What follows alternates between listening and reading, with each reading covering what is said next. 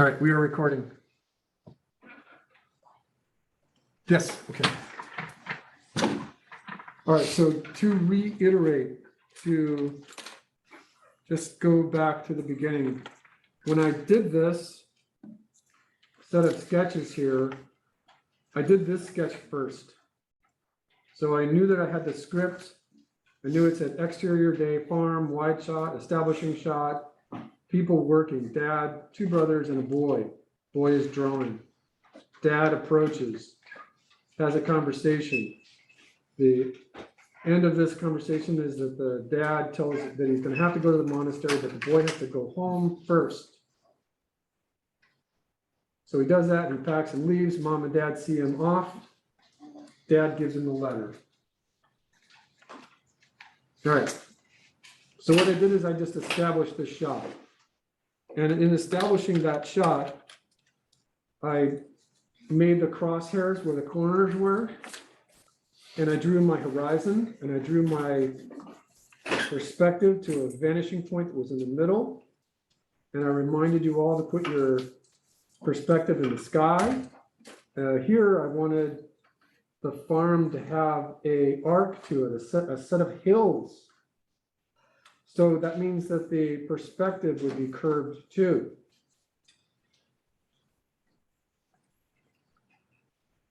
And we see Billy sitting here. Just his head, his line of action. He's sitting there with his books. Here's Dad. He's got his pitchfork. There's the house, going to the vanishing point, just a box. There's the tree. And here's the tree that Billy's sitting against.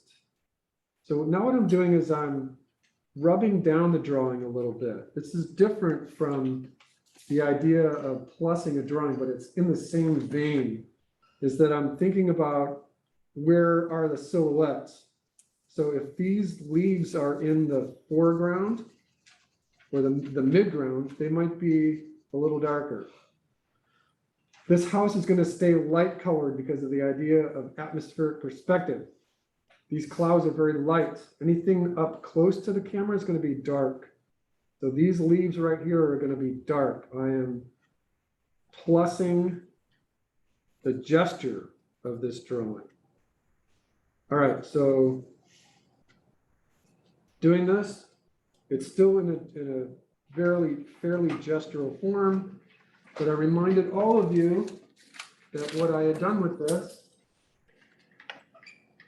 was extend the drawing out to a vanishing point over here. So I have a left vanishing point and a right vanishing point on the same horizon.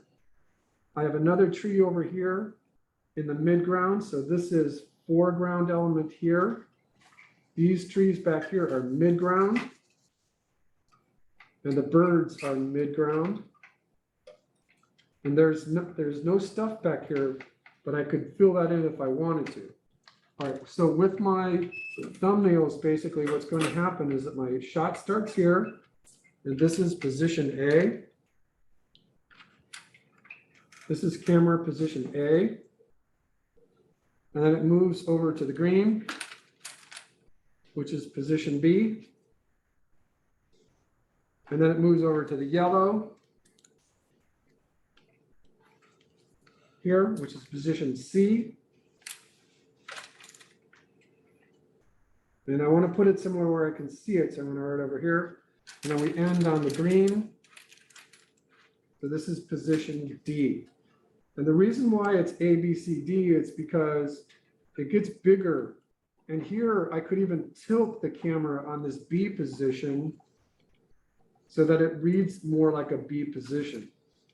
As it trucks out over here, as it pans to the final right position, it gets bigger, and this is my final shot.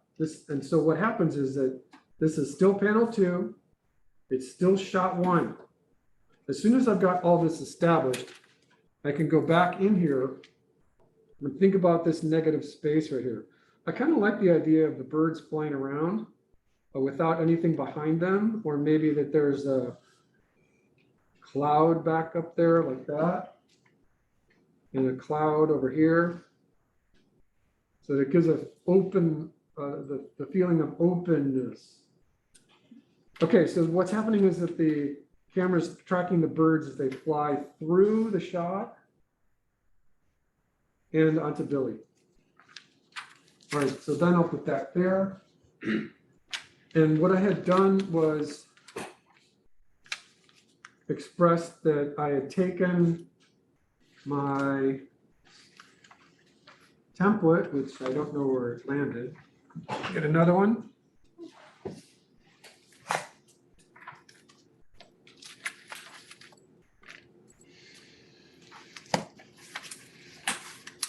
All right, so I did give everyone a PDF of this in both sections of the class. You can print it out. The people here in the class have a copy of this for themselves. Sorry for my Zoom people, you have to print it somehow yourself, or you can make your own. It's just as easy. But what I had done was slide this underneath my drawing, and I used one particular size to set my shots. And what I had, this is just a reminder, refresher here that I had done this because I just used the cross corners because I wanted to draw the background, draw the perspective. This is technically, even panel 3 is technically still shot 1, and Dad has walked over. So Dad is walking over here. So this is really still shot 1. In this panel here, Dad continues to walk and ends up in this position. And what I had expressed to you, and I don't know exactly where it went, that if you have anything kind of complicated like horizon, background, midground, foreground elements, that you can draw this drawing on a separate piece of paper, just a little harder, a little more cleanly, and slide it underneath and trace it. But it's okay, these are just thumbs. So Dad comes here, he talks to Billy. In this panel here, it's still shot 1. Now the camera is coming back in. Now it's really engaging into Dad and Billy. So this is technically shot 1. So I'm reminding all of you here, and remember that this is a PDF in your classroom, both of your classrooms, so you can see this, it's there. So this is just a map of the coffee shop thing. Let me see if there's an actual drawing of it in here.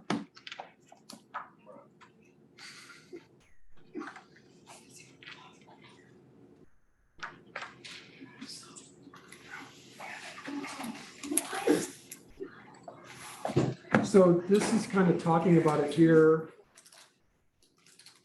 where we have the camera is here, the camera is here, the camera is here, the camera is here. There are 2 people talking. This is the line of action. And we can see that in camera E that the woman character is on the left, the man character is on the right, over the shoulder, OS. The F camera is a mid shot. It's technically a 2-shot. And they are the same size. And in G, the woman is now over the shoulder and the man is on the right, but they're still in the same position. The guy's on the right, the woman's on the left. This H position is wrong. Okay? Everyone okay? So that's what this little diagram here was reminding you of my cafe. There's another one. We're talking about the 180-degree rule. Car coming up, passing in front of the camera, going away, makes sense. This is not correct. This is a screen direction error. As we start looking at your boards more closely, make sure that when you do start doing your boards, you have a map and you have the 180-degree rule. As soon as I got all this down, I'd say, okay, where is Billy sitting right here? Here's the tree. Architecturally, a circle with just some lines through it, or read as a tree. There are different ways of drawing it. And here are my cameras. As long as my cameras are all facing the line of action, I should be okay. If I put a camera over here, facing the other way, that would be a screen direction error. So that's what this is reminding me. All right. So this is okay. I'm not going to change this. Billy and his dad are just talking to each other. Dad is mad. Billy's dejected. His dad says, hey, your mom is waiting for you. Go to the house, get ready to go to the temple. All right. So these are okay. Once again, this was me commenting on these three panels, panel 10, 11, and 12 are copies of each other. And so I didn't know where I put it. So what you can do here is this is shot 6. Is that you can say in shot 6, I just got a very simple line for the hill. I'm going to plus this drawing just a little bit so I can see the perspective.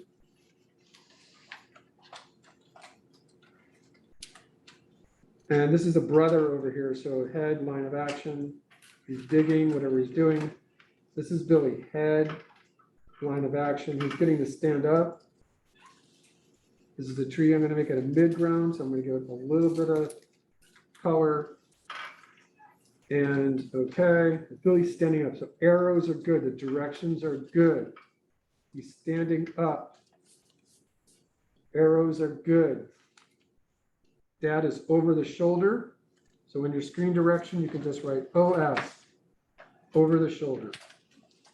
As long as you've got this background established here, BG 06, then you can just write in panels 11 and 12, reuse BG 06 if you want, if you just wanted to be super detailed about it. All right, then we ended with this shot here, and in the script, we can see that Billy is standing up and walking away. So in my script here, I've said scene 1, scene 2, scene 3, scene 4, scene 5. So Billy stands up and he has to go home first. So this is all scene 1. And if you want to, you can say he's leaving after this conversation. He's leaving and going back to his house where his mama is. This is panel 16016, just to give yourself a reminder of what's going on. All right, so then you can cut. And let's talk about this for just a moment here. What I'm going to do is I'm going to continue this, just like we did before. And this is just a good recommendation that I'm drawing on loose leaf paper so that I can use this template instead of drawing in a book or a notebook, because then I have to worry about drawing on both sides of the page and what have you. This is panel 17, 017. So what I'm going to do right now is I'm going to write cut. And I'm going to go back and see if on page 2, I've got cut, cut, cut.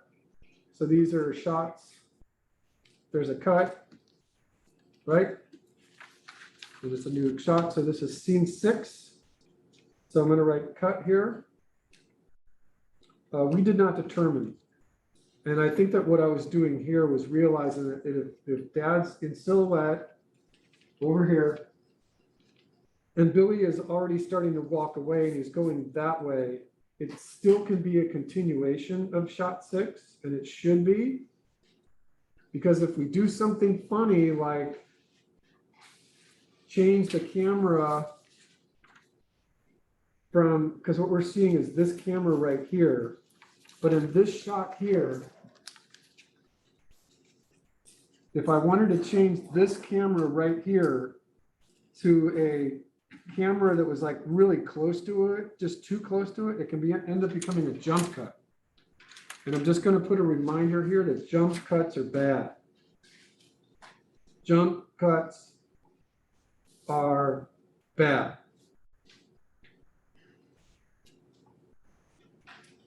Hannah, do you remember why jump cuts are bad? You can say no if you want. In the olden days, like in the 30s, 40s, and 50s, the technology of making film was being kind of revitalized every so often, every couple months, something new would come up. The thickness of the film or the way the processing of the film was made, the way the little perforations were cut into it. But it wasn't always such a perfect science to get one reel to go into another reel. And sometimes the perforations were off by just a little bit. If that happened, every time it went through the projector in a movie theater, it would cut the perforations a little bit. Cut them, it would just nail them. And by the third or fourth showing of that film, that little piece of the film would just say, okay, forget it, Billy, I'm done, I'm gonna break. And if the film was stuck in front of the lens for too long, it would just disintegrate. And so the projectionist would have to get in there and she would have to splice and splice, because it's usually about 18 inches of film that gets ruined, and then put it back together again. And that invariably causes a jump. So a jump cut's bad because it kind of looks like there was either a mistake or that there was an accident that was trying to be repaired. It happened all the time. If there was a camera move and there was a cut that happened in the middle of it, it would be a jump cut. If you were going from cameras looking this way to this way, and the projectionist had to redo the splice right in the middle of it, it would jump. So it's bad. And so when you're looking at your map, do not plan on camera A being here and then camera B being here, because that's a technical jump cut. Jump cuts are bad. Jump cuts are bad. Don't even plan on it. Get your camera. I think in the cinematography books, they talk about the direction of the camera has to be at least 10 to 15 degrees difference in order for it technically to not be a jump cut. Okay? Everyone okay? Example out there about that? No, not offhand. Almost everything that goes through animation production is fixed, and you very rarely see jump cuts in animation, because most of the time it's expensive enough that people know what they're doing. Occasionally you see them in student films, especially live action student films. Jump cuts are bad. Just make a note for yourself. We talked about cuts and cross dissolves and L cuts and J cuts and all the different kinds of cuts. Remember what a J cut is, Melissa? So you're watching a film and all of a sudden the audio comes on from the shot that's going to be cut to. It's the J shape. And an L cut is you're watching a shot and the audio continues over the next scene too. J cut, L cut, M cut, cut, lights, camera, action, cut. Actually, lights, background, camera, action, cut. Right? Everyone okay? All right. So let me get to the part where I wanted to really talk about this. What I'm going to do is I'm going to skip over the part where he's packing and the part where mom and dad send him off with a letter. It's part of the script right here, right? It's my scene 2. He's in the house. He's going to put his stuff together in his little knapsack. How do you eat and sleep at the same time? Mm-hmm. That is an amazing talent. You got to teach us how to do that. Jenny is eating and sleeping at the same time, and you're never fat. I would be the size of Jabba. Well, I mean, I don't eat until now, so this is like my. Okay, so I'm gonna skip scene 2. Okay, so this is what I'm gonna talk about right here, where he walks. So in my script, which is on your PDF, I'm going to talk about walking. So I'm going to put my panel right here because I don't need these just for anything right now, but I need a new sheet of paper. All right. So what I'm going to do now is I'm going to just kind of look at this and I'm going to say, in my script, he's walking. That's my action verb, right? He's walking, walking, walking. All right, so what I'm gonna do is I'm gonna set a simple horizon. And I wanna keep this same story panel size about the same, but I don't need to copy this. In fact, I don't want to copy this. So what I'm gonna do is I'm just gonna talk about this journey. So in this journey, I'm gonna have several different vanishing points. I'm gonna make it kind of graphic so that I'm gonna have a tree right here. And I'm just gonna draw the big clump of trees. I'm gonna have some trees in the midground. Maybe this one's even a little closer here. This one's a little bigger.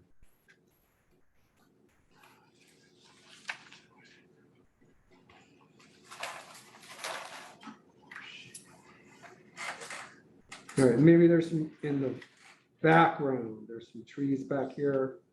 And I can start to see that if I draw each one of these trees, I could be spending a lot of time on something that in the world of atmospheric perspective, all I really need is the outline of the forest. Oh, really? All I need to do is describe the really far away trees. Just some shapes. Give it a simple little color, just a little bit. The far away color is always lighter. Atmospheric perspective, the color is always a little lighter.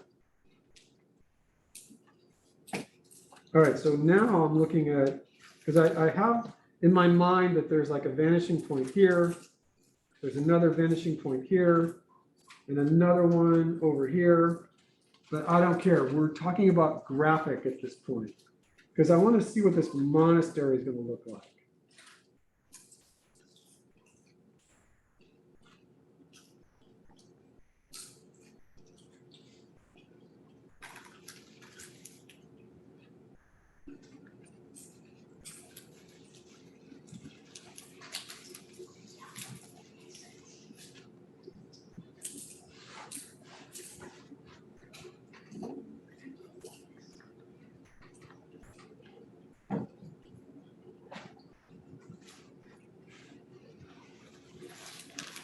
All right, in the monastery, there are some bushes that are near it.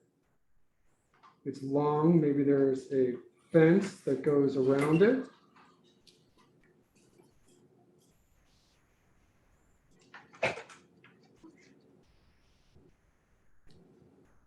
All right, so that's good enough right now. And the fence has a gate.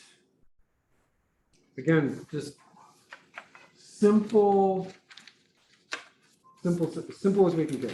So now I'm going to look at this and I'm going to say, if I draw my story panels, if I use a story panel that I have underneath here, I'm not going to see all this stuff.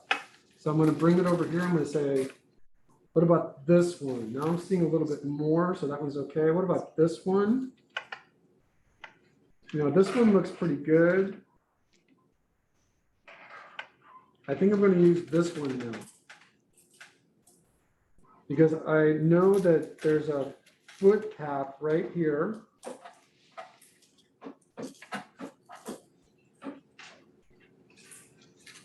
And it's okay to draw the footpath. It's okay to put some weeds along the footpath and some rocks.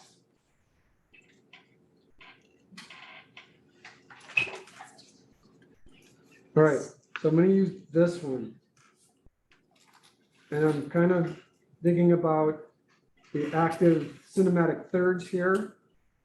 And I'm going to start right there. I'm going to say these on my paper is pretty much parallel with my template underneath it. And I'm just going to put the corner mark. And for this, I don't know what panel number this is yet, so I'm going to just put some parentheses so that I can, when I get the interior shot, this is shot 3. This is scene 3. So in the middle on the top, I'm going to write scene 3. And I don't know what shot this number is yet either, because it's got to be in unison with these. So when the other scenes are described, then I can put the shot number here. but I'm reminding myself, panel number, shot number. Billy is going to be walking, he's going to enter the scene, and I want him to be, his feet are going to be right here, so I'm going to head. So this is what I mean about silhouette. If I draw his head,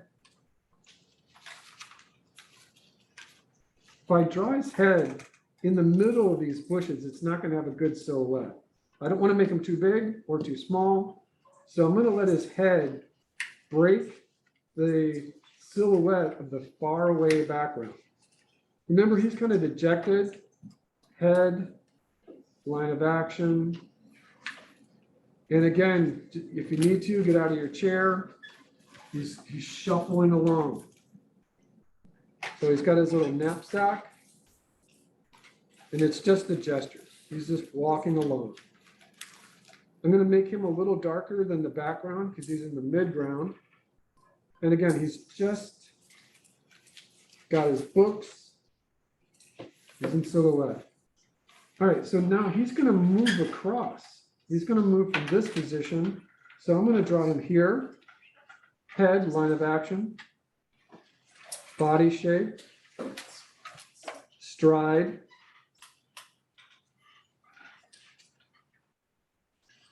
His knapsack. And it's at this point where I can make the distinction to say, as soon as you start drawing your character 5, 6, 7, 8 times, you really start to define what your character looks like. Head, line of action, body, passing position.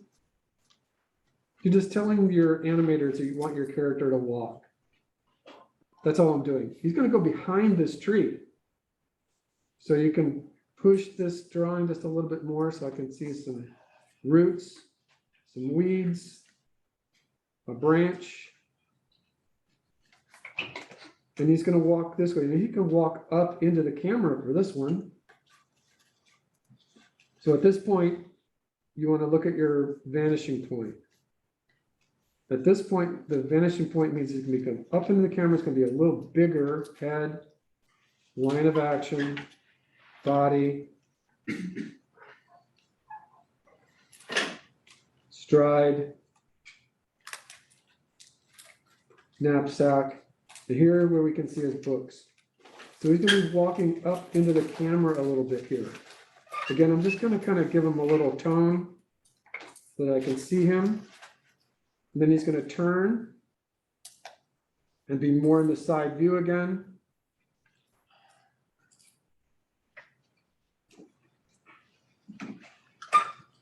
All right. As soon as he does this, I have to make a decision. If I keep my camera panning this way, then he is going to step out of the frame right here, which could be okay. Unless on this one, I widen my shot out a little bit. And if I go to this one, I'm looking at the panel underneath it. How does that look? You know, I want my camera to basically follow Billy in the center. So the background is going to be panning from right to left behind him. So if I use this one, it looks a little contrived. What if I use this bigger one? You know, I could do that. So I'm going to put Billy in the middle, keep it parallel. And on this shot, I'm going to use this one. And I'm going to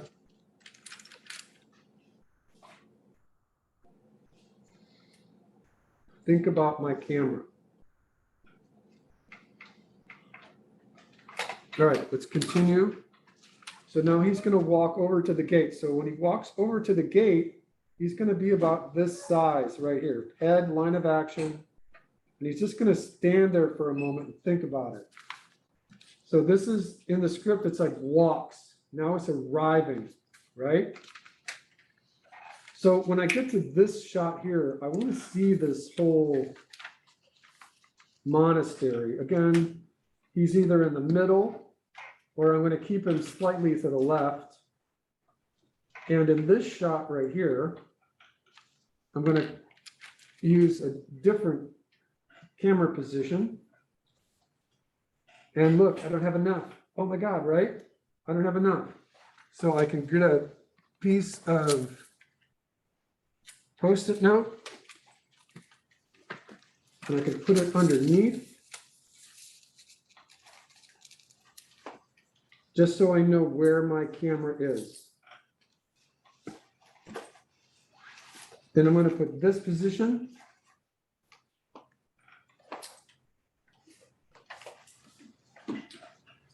And that'll end the shot. All right. So again, we don't know what panel number this is or what shot number because we didn't do the middle part, but that's okay. Let's go back to this. Which one did we use? We used this one. So our camera starts here.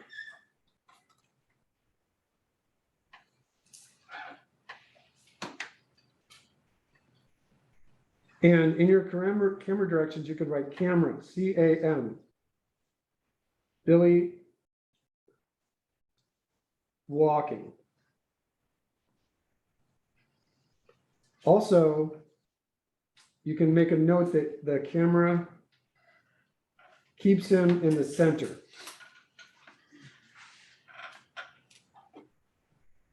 CTR. Okay. So what we've got then, I'm going to take this away just for a moment. In blue, what we've got is that our camera, in order to get to this position, it's got to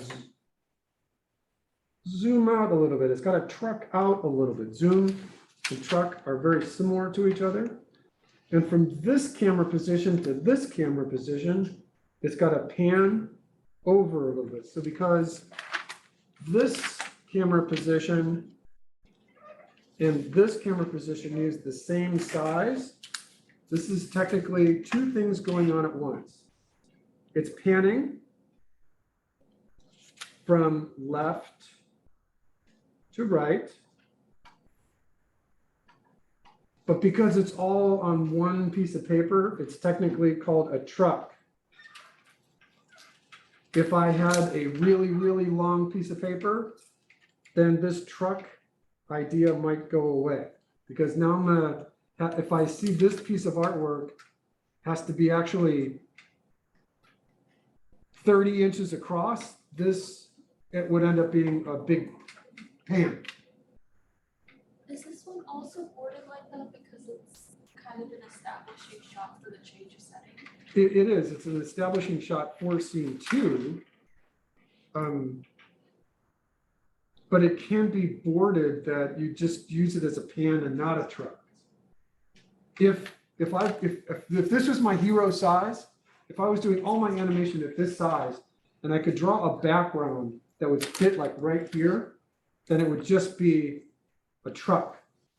A truck is a pan that goes from one position on the paper to another position on the paper. And this is unique to animation because in live action, it's always just a pan. It's either a dolly or a pan or what have you. I'm just showing you that here we've got Billy walking, and in my screen direction, I can write all kinds of things. He's walking, but slowly. Remember that you're driving the animation here. He is not a spirited walk. He just got sent away from his home. You know, he likes his brothers. He loves his mom and dad, but he's being sent away. So he's chagrined, he's sad. So it's a slow walk, and this pan, it's going to come over here, it's going to get a little bigger, and then it's going to get a little bigger and pan over to the monastery. So in this setup here, this in the middle on the bottom, if you can put it, this is position A, this is position B, and position C. All right, everyone okay with this idea? Everyone see where I'm going with this little demonstration? So then I can say, here, he arrives, right? He arrives. So right here, we're right here. Actually, I have this set as scene 4, but this is technically, I had something else in mind here, but let's do this. So for this little shot right here, what I'm going to do is I'm going to draw my map. Because this is my page 4. And I'm just going to draw a little map. I can see that my monastery is right here. It's a long hall. It's got gables, got stuff around it. There might be a 45 degrees, so I don't see that over here. I can draw that in there. So maybe it's a big monastery. It's 2 parts. There's a bush over here. Again, just a hexagon, a bush over here. The gate is here. The fence, the gate. This is B is for Billy. This is the front door. So I'm going to put some steps, and the front door is here. This camera right here is right here.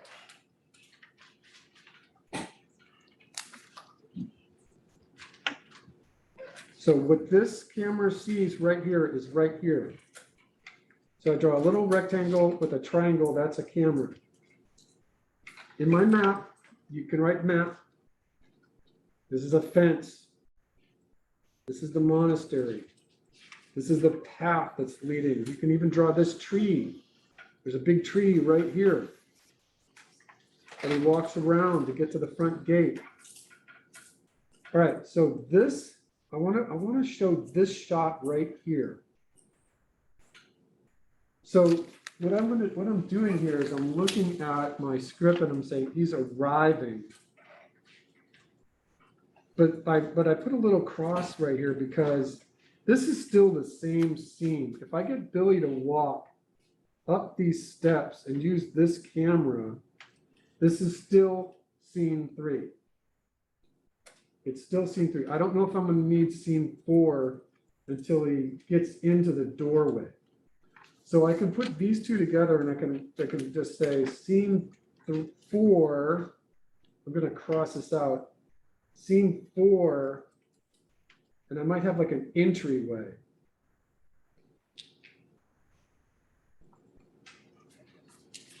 All right. So I'm going to have him walking up the steps here and knocking on the door. Everyone okay? So let me get another piece of paper, a template. This is page 5. My original thumbs were this size, so let's try to keep it a little consistent. I think I was using this one.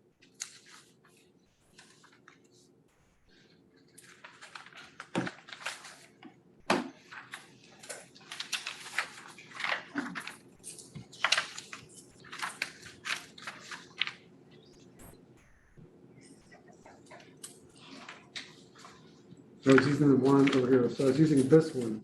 So I'm just going to write thumbs on this part of the template. All right. Now you can kind of see that you're shifting paper around, and it becomes important to give yourself room to draw here. All right, so I can see my map. I can see my new thumbnail coming up. We're on page 5. What we have here is we don't know what panel number this is, but we do know that this is still scene 3, and we don't know what shot number either until we get the middle part done. All right, so this is going to be Billy walking up the steps. All right, so we're going to just draw what this camera sees here. So what I'm going to do is I'm just going to look at both this drawing of the map and the monastery as it looks. And I'm going to start with my cinematic third. Just draw the horizon at about the cinematic third. And I'm going to draw, I know I want Billy to be about this tall. Maybe I want to move the camera over a little bit so I get a sense of perspective.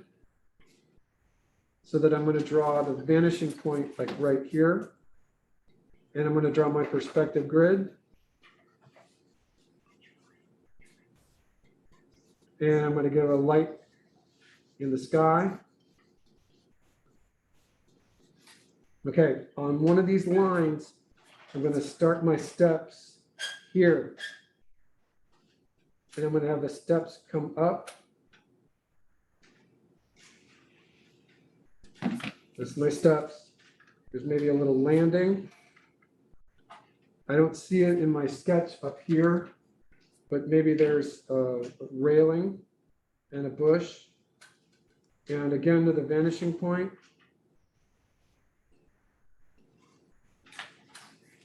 Corner of the building. There's another vanishing point over here. You just don't see it unless these lines point to it. And here's the doors.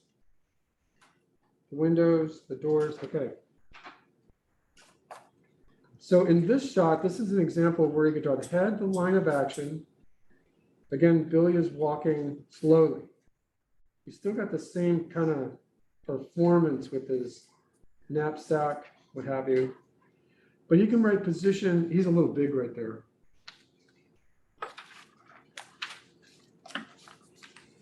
For the first time in this demo, I'm going to erase. He's just a little too big. The door is this big, that means he would be huge. So head, line of action, that's a little better. This is position A. Then he's going to walk up, maybe the steps have a little railing. So he's going to walk up. And he's going to knock on the door. So this is position B. And then here he is at the door. Head, line of action. This position C. Here you can just push in your borders. Okay, everyone okay? I want to do one more little thing, and let's talk about this entryway. So I want to do a scene 4 in the entryway. So in this shot here, you can actually copy everything. So I'm just going to make a mark right here. And I'm not going to do it. Remember, I'm giving you just really good hints about doing this because I want this vanishing point here can go away just for a moment. But I'm giving myself lots of room to draw this next shot. And what I'm going to do is I'm just going to imagine that Billy is pushing this door open. He knocks and he pushes the door open and goes in it. So on this template, I'm just going to steal this template for a second.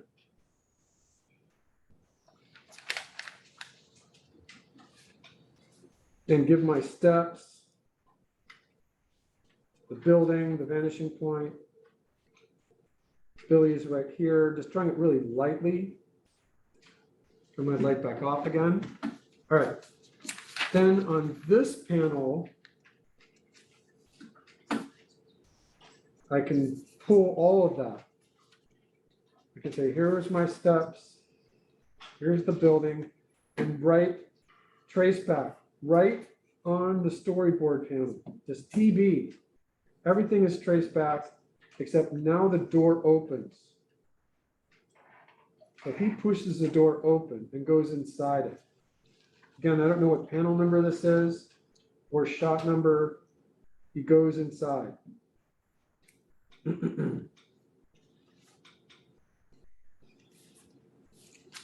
Okay, just because it's a new scene, it's now scene 4, I'm going to skip this part of the paper and just go to this one.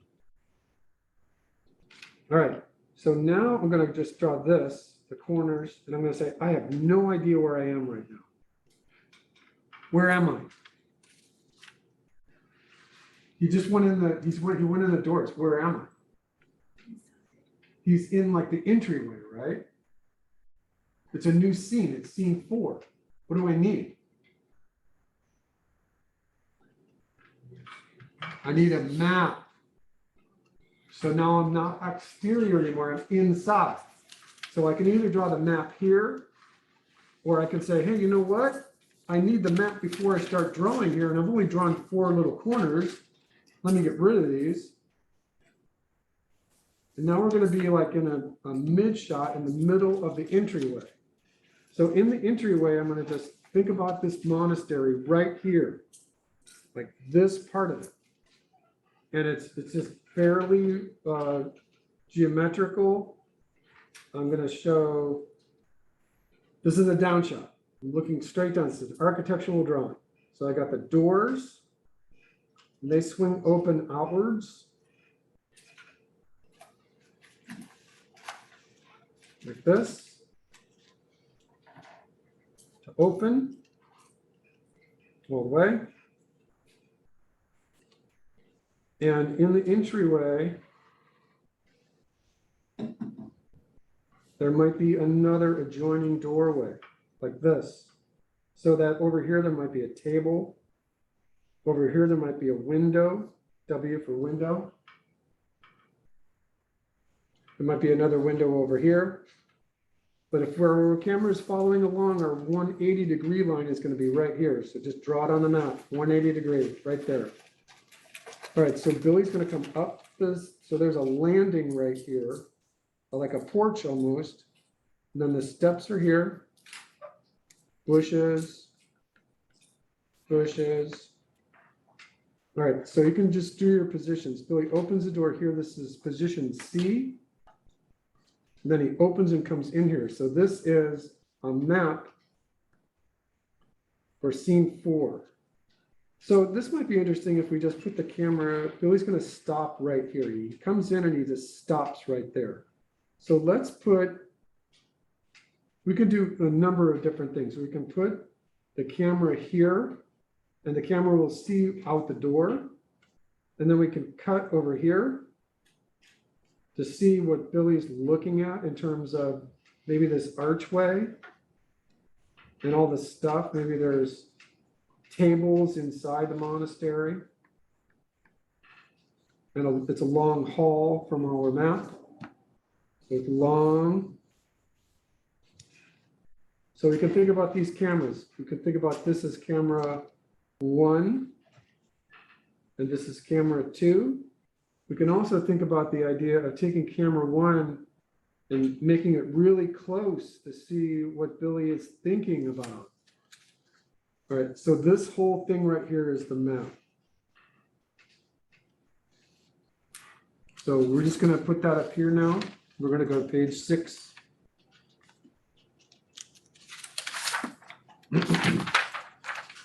Six, template. And I'm going to use my map to figure out what this camera is looking at. A lot of times the best way to do this is just start with your map and place it perpendicular to where you need to start drawing. And this is the best. So just put your corners in there.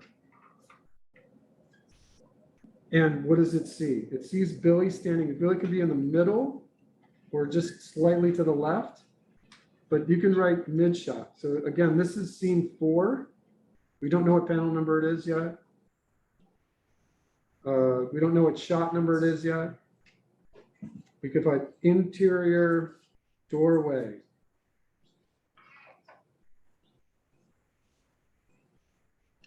All right, and then horizon, always.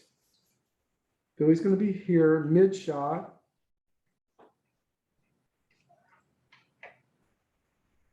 Or MS. So here, draw the line of action right through the story panel.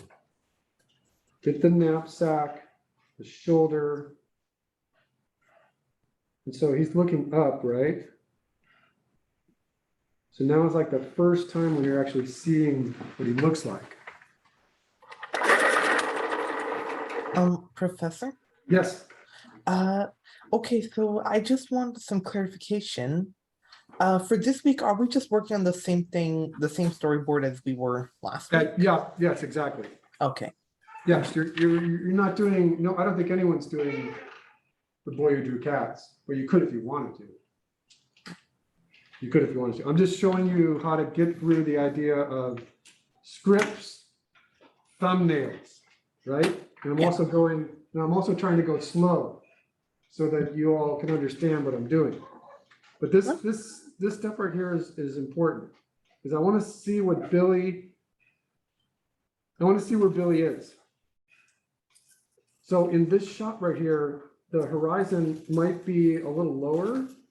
The horizon might be outside the camera view, but so we need to find where the horizon is. I think the horizon is about right here.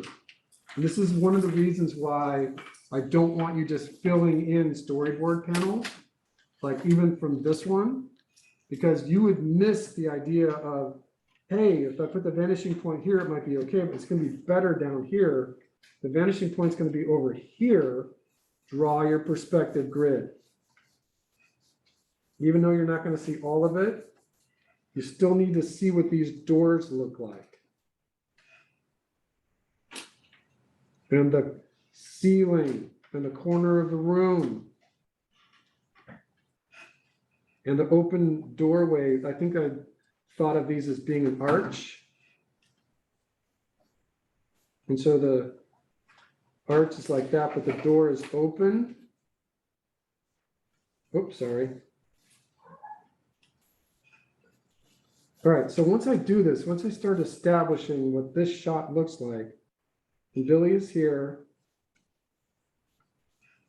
and the room is here, or fixed, the room is here. You know, what does the ceiling look like? Is there some kind of lighting up there? And you can see that I've already made a mistake by trying to draw with this story panel here. So I'm just going to keep figuring out what this room looks like.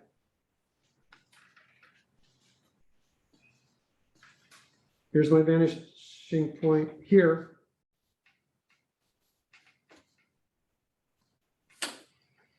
All right, and then there's an archway here. This is the open archway. And then over here, I was recommending those little tables. And it's starting to go way out of the camera here. So because I'm overdrawing this scene 4, I need to give it a different camera, a different size story panel. So this one might be a little big. Let's go to this one. And this looks good right here. So I've gone from whatever size the other one was to now this one. And well, maybe I want this one. I want to see the top of that archway. And then just redraw your story plane. So again, what I'm reinforcing here is the idea of just drawing your thumbnails at different sizes. So what this gives you is the planning, the idea of where is my script? Billy is going, this is the exterior, this is the map of the monastery. This is him standing in the middle of it. I'm going to use this shot right here when the monk comes up. So in this shot here, that I'm going to draw M for the monk. So the monk is going to go right here. And then Billy's got to hand him the letter. So I can write the word letter right on my map. So I can use this as shot number 2. And then I can use a side view for 3. Remember that these two cameras have to be different from each other enough that it's not a jump cut. And I can do that by just moving the camera in a little closer. And this camera 1 to camera 2 is fine. And then they're both gonna, this camera 3 is gonna see Billy and the monk walking that way, and that ends scene 4. All right, and then we have all this other stuff to think about here for scene 5. That's when all him getting in trouble, and there's a whole bunch of other scenes in there. But this is what I wanted to talk about, the idea of planning these shots. Using your script to figure out where your character is. You have to figure out the map first. You can't start just drawing. There are only a few people in the world doing storyboards who could just, oh, I got story panels, I'll just start drawing. And for whatever it's worth, they're brilliant. They're really, really good at what they do. But sometimes they're so brilliant that their regular lives just crash around them. It's an amazing thing. All right.